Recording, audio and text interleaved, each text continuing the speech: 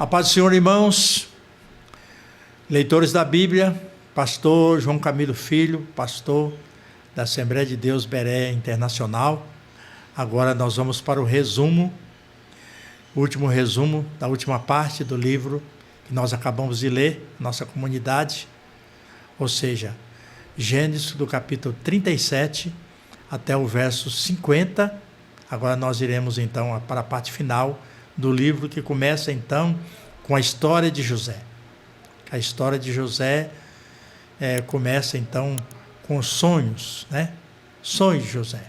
José, como vocês, como nós, tem sonho. Todo mundo tem sonho. Quando a pessoa ele para de sonhar, alguma coisa de errado está acontecendo, né? Então, a gente vive, a nossa vida é de sonhos. E quando os sonhos são de Deus, ele tem o seu cumprimento. Então, José é uma pessoa que desde pequeno, José aqui, ele era aqui o 11º filho de Jacó, né? Então, ele era aí o caçula, ele era o mais novo. Depois nasceu o 12º, que foi Benjamim. Então, José aqui era o 11º filho de Jacó. E ele era o queridinho de Jacó, né? Até por ser. Isso provocou, ainda fazendo parte ainda do preço das mentiras de Jacó, né? Mais uma vez, Jacó sofre na família aí coisas muito difíceis. E Jacó era um menino que foi crescendo, ele já tinha aí na faixa dos seus 13 anos, e ele tinha sonhos, e esse sonho provocou então inveja dos seus irmãos.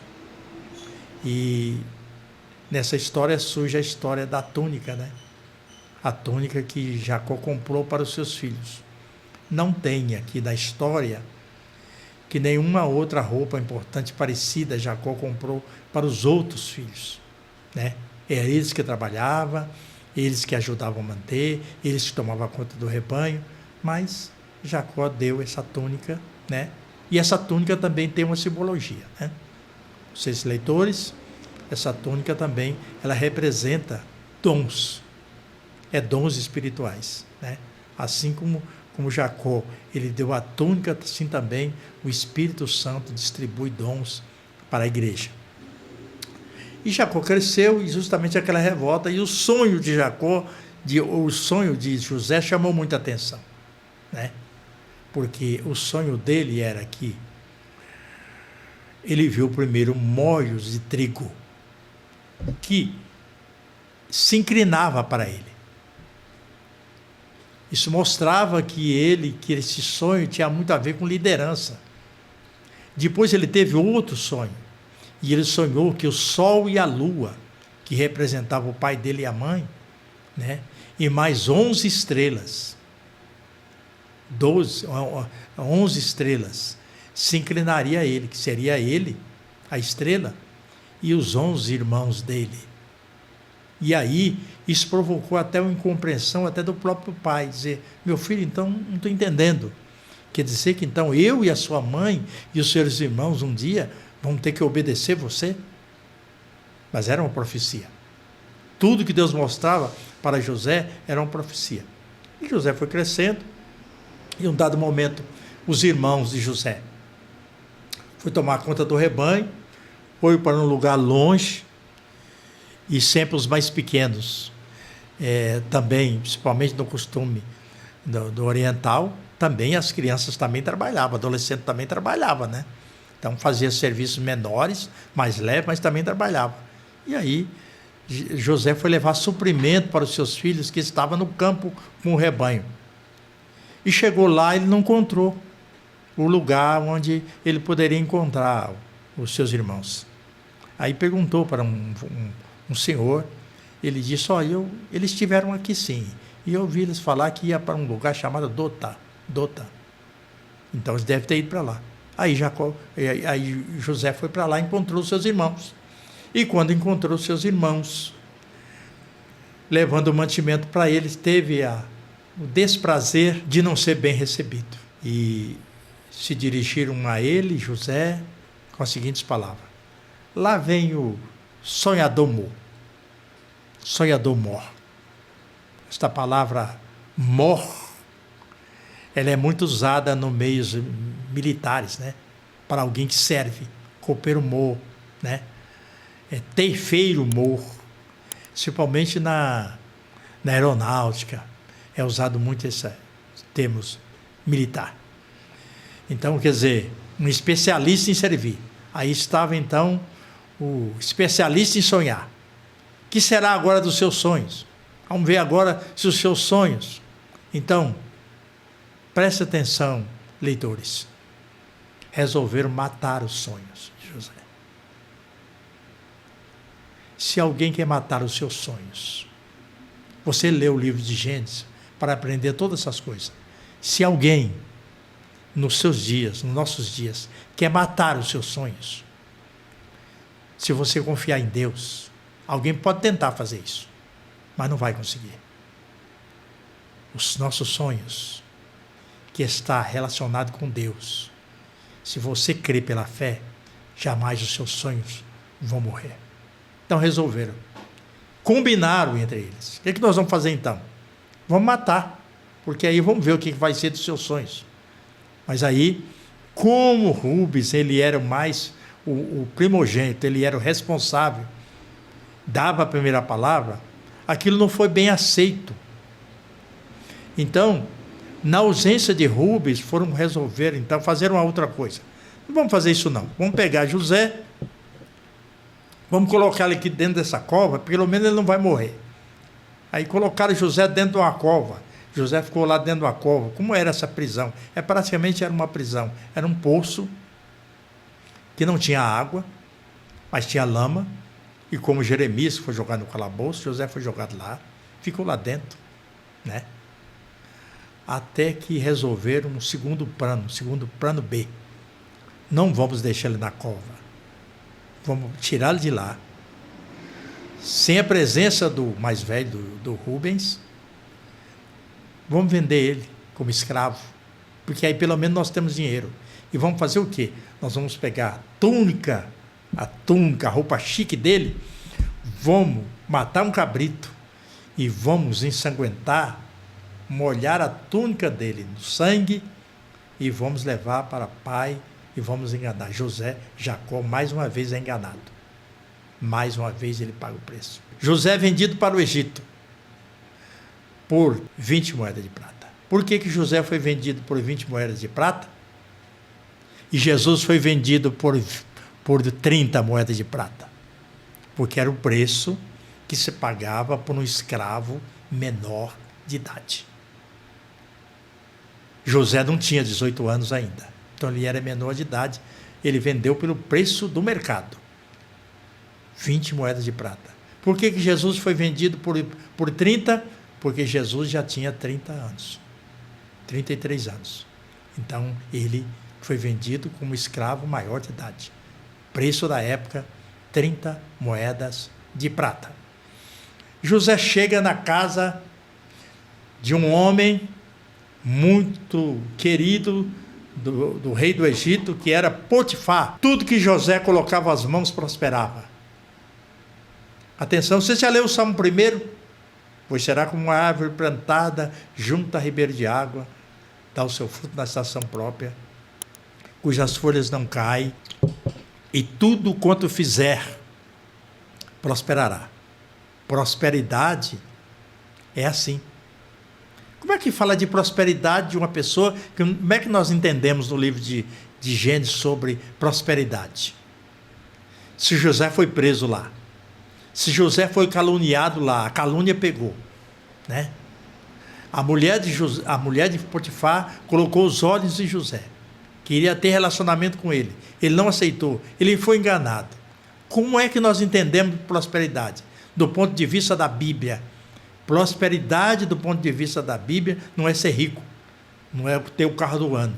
Prosperidade, do ponto de vista da palavra de Deus, é você ter uma vida digna de obediência com Deus. É quando você vai bem principalmente do ponto de vista espiritual. João, o apóstolo do amor, ele vai falar lá no finalzinho da Bíblia, numa das epístolas lá, da mais pequena lá, ele vai dizer: amado, desejo que te vá bem em todas as coisas e que tenhas saúde, assim como bem vai a tua alma. A prosperidade do cristão, em primeiro lugar, é da alma. Você está desempregado? Você está passando por dificuldades? Mas você está bem com Deus? Então você é próspero. Prosperidade. Veja o Sermão das Montanhas, que Jesus falou, que é felicidade. Pobres de espírito, perseguido, né? Sede de justiça, perseguido por causa do Evangelho. Esse é o próspero, esse é o feliz. A mulher de Potifar coloca os olhos sobre José. José era um moço bonito. Agora, com aproximadamente os seus 18 anos já, para 20 anos, e agora, tudo que José colocava a mão, Deus prosperava.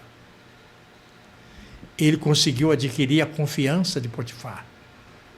E um dia, no seu serviço diário, a mulher de Potifar pôs o coração, pôs os olhos em José, querendo ter relacionamento com José, e não pensa vocês que foi uma tentação, como alguém hoje que cai fácil.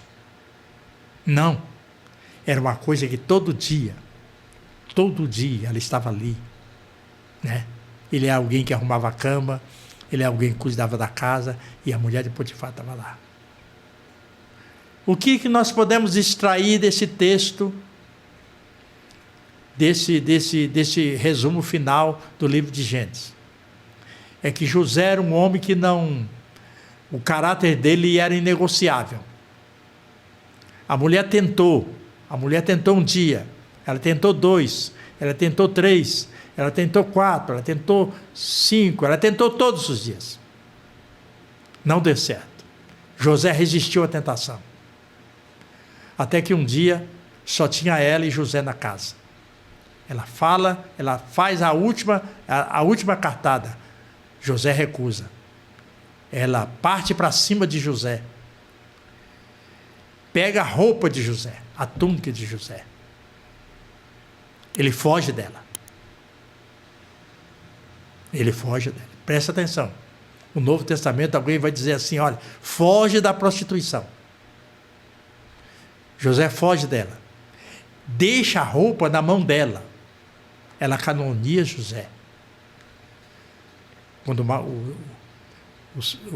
o marido dela chega, ela calunia José. José é preso. Fica vários anos na cadeia. Lá na cadeia Deus estava com José. José exerce liderança na cadeia. Você é chamado? As lições que nós estamos extraindo deste livro é que quando Deus tem algo para fazer com você, missão com você, aonde você estiver, a prova que você passar, Deus está na sua frente. Independentemente que parece que é um momento, parece que está dando tudo errado, mas Deus vai mudar. Deus vai mudar o curso da história. Ele é capaz para fazer isso. E lá na prisão, José interpretou sonhos. Esses sonhos se cumpriram. José interpreta sonho. O copeiro morre, o padeiro morre.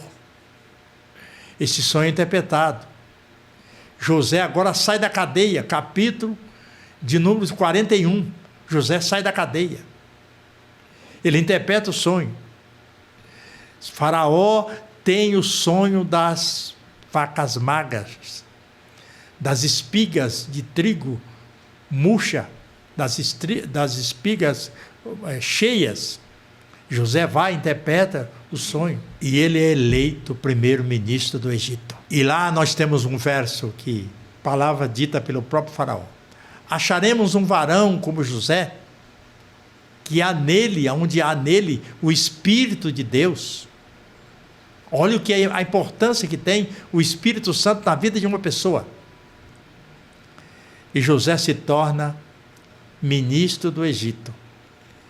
E o significado daquelas espigas cheias, daquelas vacas gordas, daquelas espigas murchas, né? Daquelas vacas magras, era um sonho. Era um só sonho. E a partir disto, José passa a ser ministro de toda a terra, e Faraó, com as suas palavras, disse assim: só no trono eu serei maior do que você. Olha os sonhos de José se cumprindo aí. Olha as palavras ditas pelo profeta Jeremias, que disse: o que está vendo, Jeremias? Eu vejo uma vara de amendoeira. Viste bem, porque eu velo pela minha palavra para fazer cumprir. O sonho de José estava se cumprindo. Começa a fome no Egito. Jacó manda os seus filhos no Egito a buscar comida. Jacó não sabia, para ele, aquela túnica, aquele engano da túnica cheia de sangue, suja de sangue, é aceita por ele, ainda que com dor, com lágrima. Ele não sabia sequer, não tinha a mínima ideia que o seu filho ainda estava vivo. E ele manda os irmãos de José ir no Egito comprar comida. E aqui, queridos leitores, eu quero aqui que vocês entendam alguma coisa sobre o perdão. José não perdoou os seus irmãos. Pastor João, José ainda não tinha perdoado direito os seus irmãos. Ali, Simeão é preso. José arruma ali argumento. Os irmãos de José se inclinam a ele, o sonho de José cumpre ali. E Simeão é preso. Porque José, ele puxa a história da família e ele descobre que ele tinha um irmão chamado Benjamim, que era o mais novo, era o 12º filho de Jacó. E ele volta, ele diz assim: então, se vocês são gente de bem, vocês não voltarão aqui, mas Simeão vai ficar preso. Não me pergunta quanto tempo, que a Bíblia não me dá essa informação, mas Simeão ficou preso durante muito tempo ali. Mostra que José não tinha perdoado direito os seus irmãos. E eles voltam para casa. Passa mais 2 anos de fome. Eles voltam para o Egito para fazer a segunda compra de mantimento. E volta, Jacó não quer deixar, e Judá se apresenta. E eu quero que vocês aprendam mais uma coisa aí. Quando Rubens falou para José: pode matar os meus filhos. Quando Rubens falou para Jacó, quando Rubens falou para Jacó: pode matar os meus filhos, se a gente voltar lá e não trouxer Benjamim de volta. Porque Faraó disse: só aceito vocês aqui se trouxerem o seu irmão mais novo. Então ele sabia disto. Jacó não aceitou a ideia de Rubens mais. Ele não acreditava. Poderia ser uma segunda mentira. Então, era alguém que está falando que não tem crédito. Sabe quando uma pessoa está com uma palavra, está com a verdade, mas ele não tem crédito, não tem credibilidade? Aí se apresenta Judá. Quem era Judá? Judá tem 2 funções aí. Dar garantia para o seu pai. Eu garanto a minha vida, eu dou a minha vida. A vida do meu próprio filho. Mas eu vou lá, nós vamos lá, vamos trazer Benjamim de volta. Jacó, nessas alturas, já nem se preocupava mais tanto com Simeão, que estava preso. Leva, então, Benjamim. Então vocês vão. Você me dá essa garantia? Foram. Chegaram lá. Resumindo, tem aquela história do copo, né? Tem a história lembra da história do almoço ao meio-dia? Eles almoçam com José. Primeiro José, aquela história do dinheiro que voltaram, né? No saco, está na boca do saco, de todo o dinheiro que eles levaram para pagar o mantimento, José mandou de volta. porque José tinha dado a conhecer, José já conhecia os seus irmãos, mas ele não deu até ali, os irmãos de José não sabiam quem era ele ainda. Era um capataz, era um ministro lá do Egito, que mandava muito, mas não sabia que era José. E José também não tinha lugar ainda no coração para perdoar totalmente os seus irmãos. Imagine você machucado, caluniado, indo parar na cadeia, sofrendo tanto, e agora saber que os causadores de tudo aquilo estavam na sua frente. É preciso ter capacidade para perdoar. Porque quando você perdoa, você libera o outro. Você não libera só você libera o outro. E você libera você também. José astuciosamente disse: põe o mantimento do saco de todos eles, põe o dinheiro de volta, mas põe o meu copo de prata no saco do mais menor de todos, de Benjamim. E assim foi feito. E José, combinado com um dos seus empregados, despediu os seus irmãos. Simeão agora volta para casa, volta os 12, os 11 agora para casa. Porém, José disse: e vão pagar ainda. Eu vou cobrar ainda mais um preço deles, para eles aprenderem. Mandou atrás e diga assim: olha, o meu senhor mandou dizer assim, um dos empregados de José: você não sabe que um homem como meu senhor, ele adivinha? Por que furtaste o copo do meu senhor? Aquilo soou como uma surpresa muito grande, porque ninguém sabia que era aquilo, que José tinha preparado uma cilada daquele. Mas vou voltar atrás. Fazia parte do preço daquele que engana os outros, que puxa o tapete dos outros e acha que vai ficar, simplesmente o tempo vai encarregar de esquecer tudo, e você não ter nenhuma experiência semelhante ao preço que você tem que pagar. Finalizando, o copo estava no saco de Benjamim. E aí agora, Benjamim teve que ficar. Pela lógica, Benjamim tinha que estar preso. E aí nós temos uma das coisas mais lindas do final desse livro de Gênesis. A humilde súplica de Judá. É quando Judá, ele volta, ele lembra daquilo que ele tinha prometido para o seu pai. E ele começa a contar a história de José, do sofrimento de José, sem saber quem era José, para o empregado de José. E ele se prontifica a ser escravo e ficar ali escravo no lugar. Judá ali, ele apontava, era um tipo, era uma figura de Cristo. Ele assumiu, ele se deu ali como um fiador. Sabe um fiador? Quando você financia uma pessoa, se a pessoa não pagar a dívida, você vai pagar por aquela pessoa. Judá se colocou ali no lugar de todo mundo para pagar o preço. Assim foi Jesus por nós. Ali é uma tipologia de Cristo. E José se propõe. Aí volta todo mundo para o Egito de novo, no caminho, com as suas cargas, com os seus animais, almoça com José. E José já não aguentava mais as suas emoções, o seu sentimento, a obra do Espírito Santo no coração de José para perdoar de fato os seus irmãos. Ele come. E antes disto, quando eles assentam na mesa, cada um no seu lugar, o primogênito segundo a sua primogenitura, o menor segundo a sua menoridade. A comida é colocada na mesa. A porção de Benjamim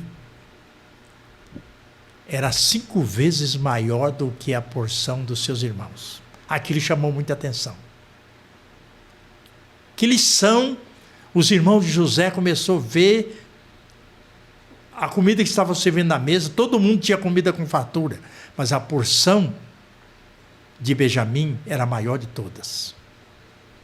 Tudo isto foram escritos, foram criados, todas as situações, uma oportunidade, um lugar estava sendo preparado para o perdão de José para com os seus irmãos. José perdoa todos os seus irmãos. Ele dá a conhecer os seus irmãos. José perdoa de fato os seus irmãos. É quando ele abraça com todos eles.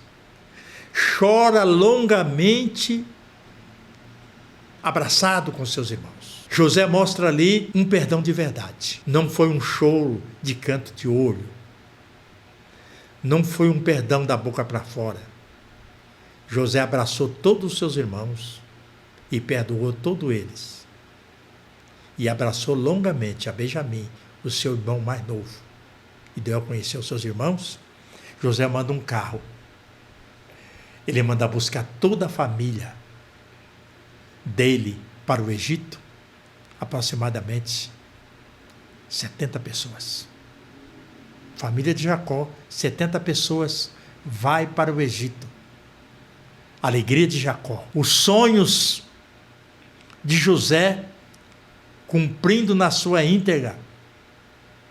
José agora manda buscar o seu pai e toda a sua família para o Egito. Habita numa terra chamada Gósen. Ali a família de Jacó se multiplica. Todos aqueles anos de fome, a família de José tinha comida com fartura. Nós temos duas coisas importantes para encerrar. A bênção final de Jacó para todos os seus filhos, próximo da sua morte. Ele chega para José, primeiro, disse aqui, meu corpo não pode ser sepultado aqui. Mais uma vez, honra o seu ente querido que partir. José sepulta o seu pai fora do Egito. Lá, lembra lá do cemitério lá que Abraão comprou? Foi sepultado lá. Chora a longo tempo a família por Jacó. Jacó abençoa, antes da sua morte, todos os seus filhos.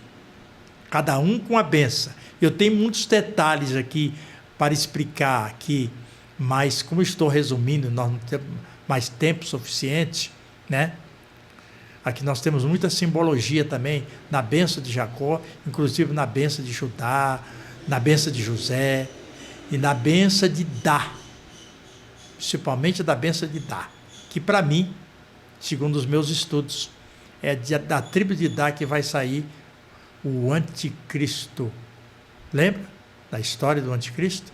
Pois é. Quando Jacó disse para Dá, Dan será como serpente que morde o calcanhar dos cavaleiros. Mas Dá será um governante entre as tribos de Israel. Então, ele profetizou que Dan seria governo e que Dan seria como serpente. Que tipo de bênção é esta? Então, parece a bênção de Dan a mais estranha de todos os filhos de Jacó, né? E não seria o caso. O caso seria Rubens, né? Que desonrou o leito do seu pai.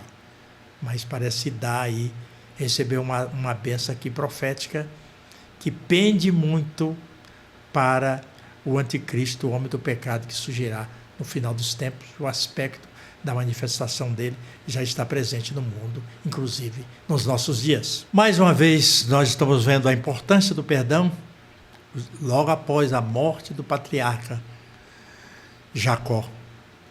Os irmãos de José se dirigem a ele novamente, em cumprimento aos sonhos, e inclina novamente diante de José e pede perdão novamente.